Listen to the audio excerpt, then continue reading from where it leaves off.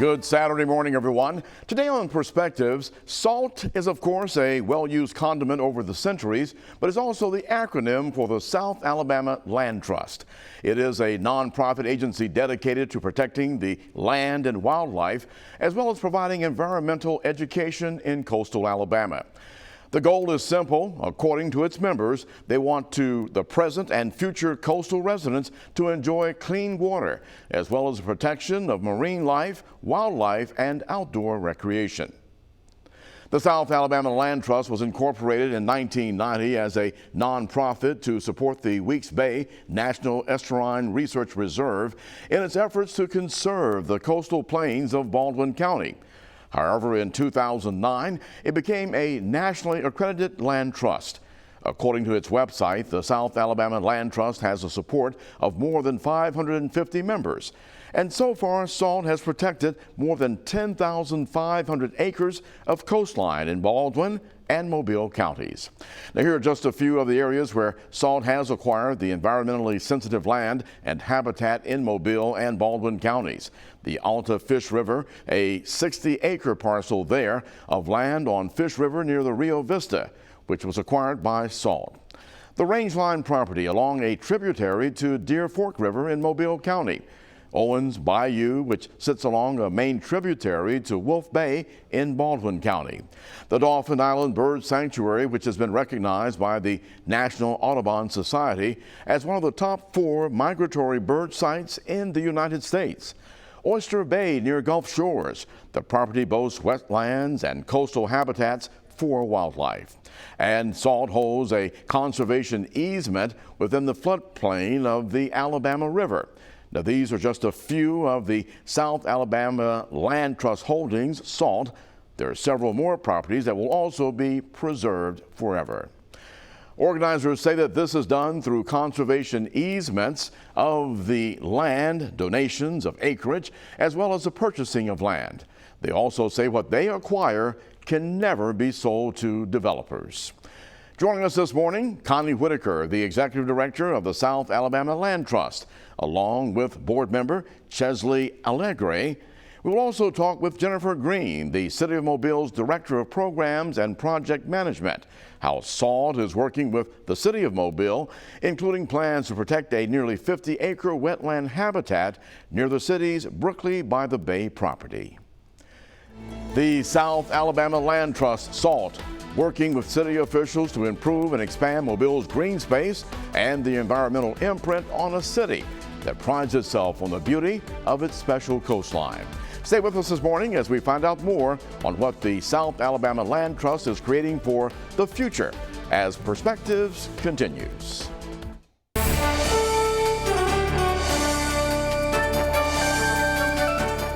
Our guest this morning, Connie Whitaker. She's Executive Director of the South Alabama Land Trust, and Chesley Allegre. She's a board member with the South Alabama Land Trust, and we're talking about an organization. And I guess, Connie, a lot of people may remember the old name as being maybe more familiar to some, but South Alabama Land Trust had a beginning more than 30 years ago. Tell us what the previous name was and what has happened in the last, I guess you say, since 1990 as a nonprofit corporation. Right, a lot has happened in the last 30 years. So our organization was founded as the Weeks Bay Reserve Foundation, and it was formed as a nonprofit and as a friends group to the Weeks Bay National Estuarine Research Reserve.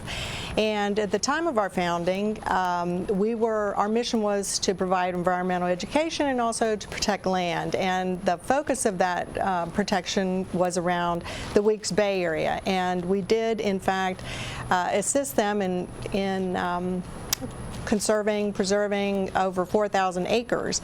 But as in 2009 we became an accredited land trust with the Land Trust Alliance, and with that accreditation our footprint also grew, and we have protected more than 10,500 acres throughout both Mobile and Baldwin counties along coastal Alabama.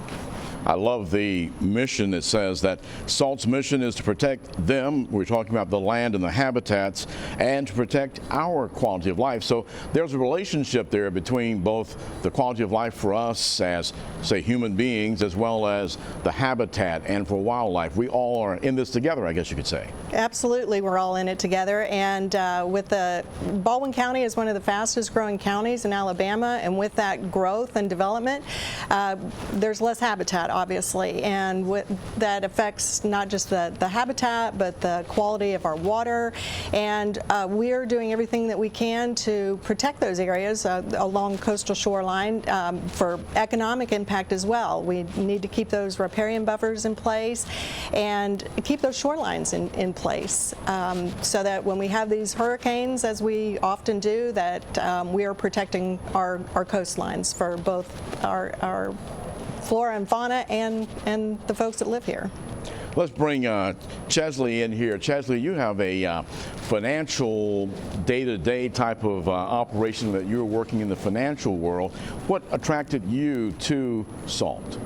Yeah, so thank you for asking that. I was born and raised here, moved away for a while and came back, and I've always loved being on the water. It was part of growing up on Mobile Bay on either side of the bay. We were just in the water all summer from sunup to sundown, and I wanted to get involved with an environmental organization, and we do so much to get everyone involved.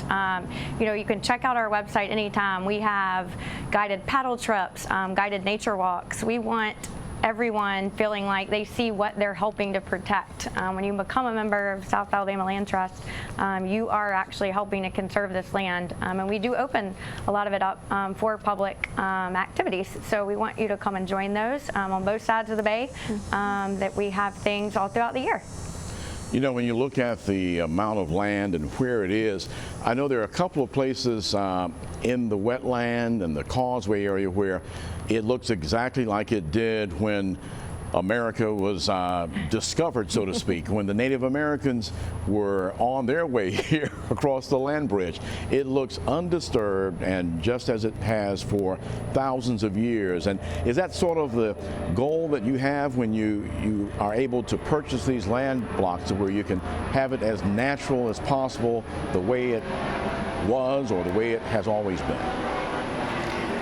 Absolutely, that is the goal of the land that we conserve. And to create those, you mentioned the Indians, and one of the paddles that we do, the guided paddles, it's to take folks to see one of those old Indian mounds that are made of the shells. So that is precisely the areas we want to protect. And it's a wonderful thing to say that you remember this when you were younger, and it still looks the same in certain areas. Well, give us an idea how difficult this is in the 21st century now, to be able to reclaim some of this land from all of the development that's taking place, to where many cities and counties are looking for ways to build opportunities for employment. And so in many cases, they're looking for a lot of land, a lot of space. How difficult is it for what you're doing to make it happen? Well, we have a lot of partnerships, Eric, that allow us to make this happen. We receive funding from the National Fish and Wildlife Federation. We work with partners like the Nature Conservancy.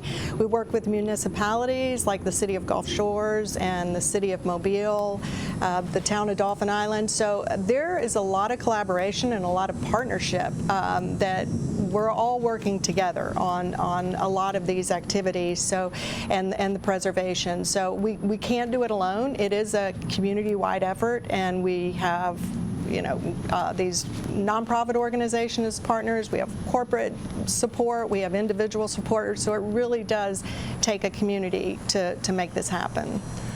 Chesley, recently speaking to a naturalist and environmentalist, and he made the statement that if we're concerned, if we love the natural land around our bay and the nature reserves, that it's important that we join all of the organizations, that we can afford that, to join every organization like SALT, to be a part of it, to support it. What do you tell folks who say they want to do something that's important as far as following what you all are doing as a mission? Absolutely. That's what we've tried to create here. At any level of support, you are making an impact. Even if it's $50 a year, you can do it on a monthly basis. Having people at your birthday or the holiday say, hey, why don't you make a donation in my name to South Alabama Land Trust or another environmental organization. It's a great way to honor yourself and give back. I think we are trying to protect this for our children and grandchildren. We do live in an amazing place. A lot of people want to move here, and that is wonderful. But we want to make sure the reasons they're all moving here stays intact and that everyone is able to get out and enjoy that water. And please come join us for a volunteer activity or a paddle trip. If you can actually see what your money is protecting, it's pretty powerful. It really is. And Connie was drawn to this place, and she has not left after coming from a great city that she and I both love, Atlanta. But Connie, you have been locked in here to South Alabama. I have been locked into South Alabama, and I don't intend to go anywhere. And when I was looking for a residence on the Eastern Shore, I was looking for a home where I could walk, run, pedal, and paddle from. And I've got really lucky. And I grew up in the outdoors. I live in the outdoors. And I'm very passionate about this mission, and a lot of us are. We are drawn here, as Chesley said, for the ecotourism, and there are a lot of beautiful resources, but we're just here to help keep a balance with protecting those natural resources while the development takes place. Well, Chesley, we thank you for joining us for this first segment of the program today and sharing that incredible information and encouragement to those who want to be a part of what you all are doing through the South Alabama Land Trust. And so, again, thank you for being a part of making this happen here on the Gulf Coast. Thank you, Eric. All right, Connie, we're going to talk more when we come back, and Jennifer Greene will join us as we find out how SALT is partnering with cities and counties here along the Gulf Coast to make sure that we're able to make these great things happen. Perspectives, it continues in just a moment. This morning, we're talking with the folks from the South Alabama Land Trust, Connie Whitaker, our executive director, and joining us now, Jennifer Greene, who is the program director, actually director of programs and project management with the city of Mobile. Jennifer, thank you for joining us on this segment here. Thank you for having me. Now, Connie, talking about the relationships that have to happen to allow your organization to be able to make a difference as it relates to acquisition of the land, to keep it ready for us to enjoy, both as the human side and of course the habitats for the wildlife, and one of the things that we'll be talking about this morning, the upcoming Bird Fest. But tell us how this relationship works with the city of Mobile, because recently you all have embarked on a major project. Yes, Eric, we have. And not only do we work with the city of Mobile, we work with other municipalities like the city of Gulf Shores to protect 836 acres around the Oyster Bay area. And we acquire land in different ways. We purchase land is donated, and then we protect land through conservation easements. And whether it's an individual or a municipality, donate that conservation easement. And we are working on a project with several projects with the city of Mobile. And in 2020, we closed on a project at the Perch Creek, which was the last undeveloped tributary of the Dog River area. And the project that we'll be talking about today is the Brookley project. And these are projects that are funded with through NIFWIF and other funding that Jen will talk about. But it's a lot of partners coming together to make these projects happen. Let's bring Jennifer in here. And Jennifer, tell us exactly where that property is. It is a beautiful piece of property, and there are people that probably remember Brookley by the Bay. But for those who aren't familiar, tell us where it is and what portion of this property is now going to be a part of the South Alabama Land Trust, the relationship that the city has with them. That's right, Eric. It is a gorgeous property, and we're really excited about it. We finalized the deal with the University of South Alabama Foundation in late 2020, and the entire site is about 300 acres, and it's going to be funded, the purchase of it, through a variety of different funding sources. But the reason I'm here with Connie today is because 45 acres of that is going to be purchased through National Fish and Wildlife Foundation funds that we have, about $2 million, to protect some really critical wetlands habitats. You know, it's interesting that all of this came together in 2020 and early 2021, so it's good to see that things are still happening for the better of the community despite what we're dealing with the pandemic. Connie, so you all were very busy in 2020. Yes, we were very busy in 2020, and some of our projects were delayed, but fortunately a lot of what we do is outdoors, and we were able to continue forward with getting a lot of the due diligence work done and to complete these projects. So it really was business as usual for us. Jennifer, what does the city want to see happen with the 45 acres in the grand scheme of things? So the larger part of this Berkeley by the Bay Park is going to be about 150 acres. So that's going to allow access to the citizens of Mobile and other people to get to the waterfront, which has really been a key initiative for Mayor Stimpson and the city of Mobile. It's going to allow for things like trails, things like the Crepe Myrtle Trail that has been really on the agenda for many, many years, and allow other types of passive recreation like kayaking and canoeing, biking and walking in a really beautiful area. So we're really excited about the conservation easement because that's going to allow us to protect those sensitive areas in perpetuity, which is really important for the city. You know, I'm one of those people who are drawn to the water and wanting to enjoy the natural part of areas. And when I met Connie and her associate Diana a few months ago, I was extremely excited to learn about the things that are happening because, yes, I was really disappointed when the city closed off that access point to the old Berkeley by the Bay because I love to see that part of the bay and the western shore of Mobile Bay to have that area to be able to enjoy again. So I'm sure a lot of people are excited about this. Now, Connie, when you look at 45 acres, how does that work for you when you're looking at some over 10,000 acres around the bay right now? Well, it's not so much a matter of size, but the importance, as you alluded to. It's a beautiful piece of property that it's important for us to protect. So when we look at projects and work with municipalities like we do, it really is, we're looking at properties that are an imminent threat of potential development. We're extremely excited to hear how the city is also very interested in, as Jennifer, you mentioned, Mayor Stimpson wanting to allow areas to be sort of reclaimed by the public again, because I'm sure a lot of the old timers around here remember the different things that were on the western shore of Mobile Bay back in the day. I remember there being a ballpark and I think even a horse racing area back a long time ago that before I moved here, of course. But it used to be a focal point for the daily lives of people here along the Gulf Coast. That's right, and I really identify with what you said, Eric. I too am drawn to the water, and I know a lot of people are. We recently had a sight and see that was held by our City Parks Department that was really well attended to let people go back down there and see what's happening, allow them to begin to give feedback.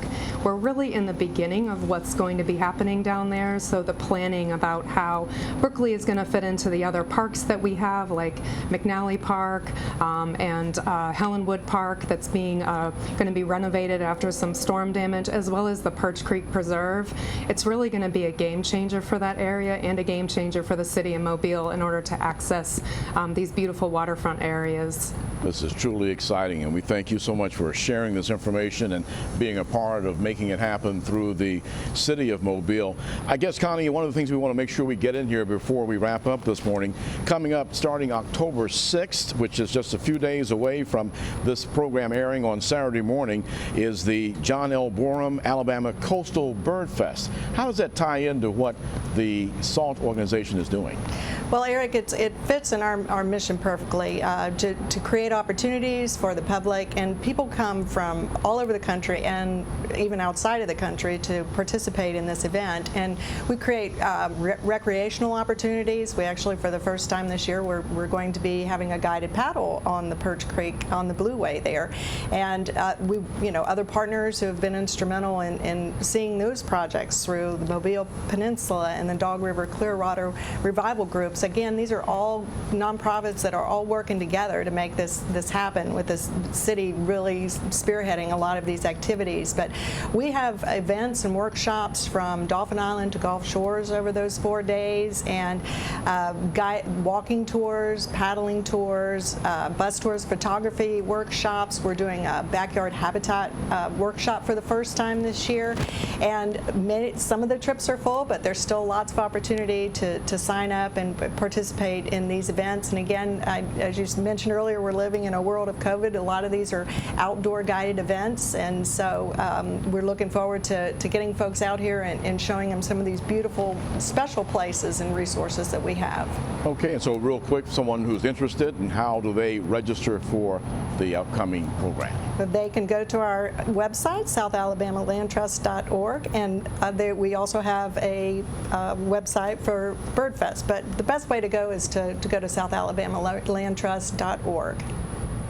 Ladies, I thank you both for coming and sharing this morning. Jennifer Greene, who is with the City of Mobile, and Jennifer, of course, is the Director of Programs and Project Management, and of course, Connie Whitaker, our Executive Director for the South Alabama Land Trust, and of course, earlier joining us, Chesley Allegre, who is a board member of SALT.